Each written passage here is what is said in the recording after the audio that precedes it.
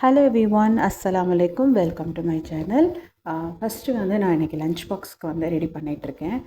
இது வந்து எங்களுக்கு பிரேக்ஃபாஸ்ட்டுக்காகவும் வச்சுட்டு அப்புறம் பையனுக்குமே வந்து லஞ்ச் பாக்ஸுக்கும் கொடுத்து விட்டுடலாம் அப்படின்னு சொல்லிவிட்டேன். இது வந்து குயிக்காக ரெடி பண்ணுற ஒரு பாஸ்தா தான். ரொம்ப ஈஸி, சிம்பிள், ரொம்ப டேஸ்ட் வந்து எம்மியாக இருக்கும்.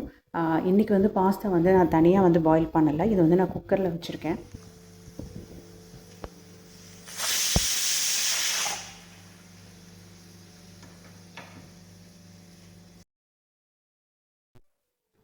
ஆனியன் மட்டும் இந்த மாதிரி சாப்பாக கட் பண்ணிவிட்டு டொமேட்டோ வந்து நம்ம வந்து கிரைண்ட் பண்ணி எடுத்துக்கலாம்.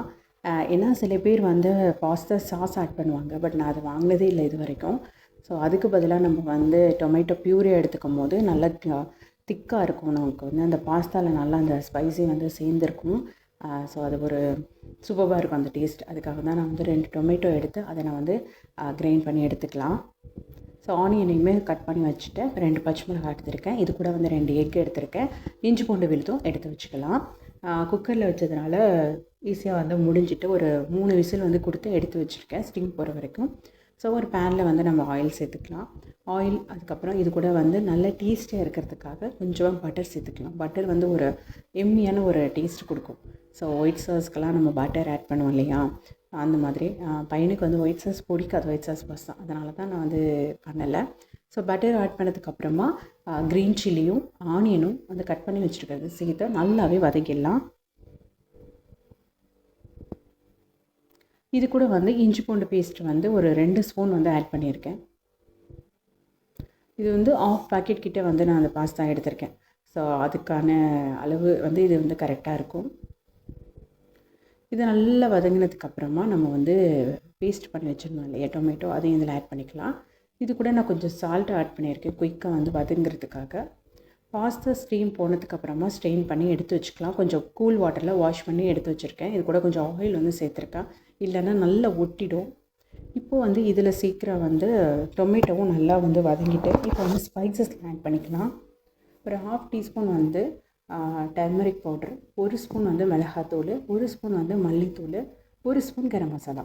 அவ்வளோதான். ரொம்ப ஸ்பைஸியாக ஆட் பண்ணக்கூடாது, ஏன்னா வந்து ரொம்ப ஹெவியாக இருக்கும். ஸோ லைட்டாக இருக்கிறதுக்காக ஜஸ்ட் ஒரு டேஸ்ட்டுக்காக நம்ம வந்து ஆட் பண்ணுறோம். இது கூட 2 எக் ஆட் பண்ணிக்கலாம். நான் வந்து 2 எக் தான் ஆட் பண்ணியிருக்கேன். நீங்கள் வேணும்னா அதிகமாக கூட ஆட் பண்ணிக்கலாம். ஸோ கொஞ்சமாக வந்து பெப்பர் வந்து க்ரஷ் பண்ணிக்கலாம். இதில் சால்ட்டு மட்டும் கொஞ்சம் செக் பண்ணிக்கோங்க. நம்ம ஆல்ரெடி பாஸ்தாவில் வந்து சால்ட்டு போட்டு தான் குக் பண்ணியிருக்கோம். ஸோ ரெண்டுமே வந்து கரெக்டாக இருக்கணும்.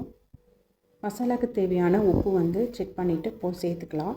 இந்த ஸ்டேஜில் நம்ம வந்து குக்டு பாஸ்தாவை இதில் ஆட் பண்ணிக்கலாம். பாஸ்தா நல்லாவே உதிரியாக இருக்குது. குக்கரில் வச்சு கொஞ்சம் கூட குலையில பார்த்தீங்களா.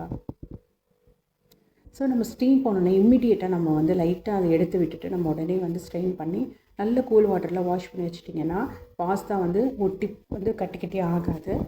ஸோ இது வந்து சேர்த்ததுக்கப்புறம் ஒரு 2 மினிட்ஸ் சிம்மில் வந்து பாஸ்தா வச்சதுக்கப்புறமா நம்ம வந்து பாக்ஸில் சர்வ் பண்ணிடலாம். ஏன்னா வந்து டைம் ஆகிடுச்சு, மார்னிங் வந்து அதனால தான் டக்குன்னு குக்கரில் வச்சுட்டேன். ஏன்னா பாஸ்தா குக் ஆகிற கொஞ்சம் டைம் எடுக்கும் இல்லையா, அதனால தான். ரொம்ப கலர்ஃபுல் எம்மியாக வந்து சூப்பராக வந்து பாஸ்தா வந்து குயிக்காக வந்து நம்ம ரெடி பண்ணிடலாம். ஸோ நீங்களும் இதை ட்ரை பண்ணி பாருங்கள். இது கூட வந்து கிரேப்ஸ் வச்சுருக்கேன் இன்றைக்கி ஃப்ரூட்டுக்கு. இந்த லஞ்ச் பாக்ஸ் தான் நான் வந்து இப்போ வாங்கி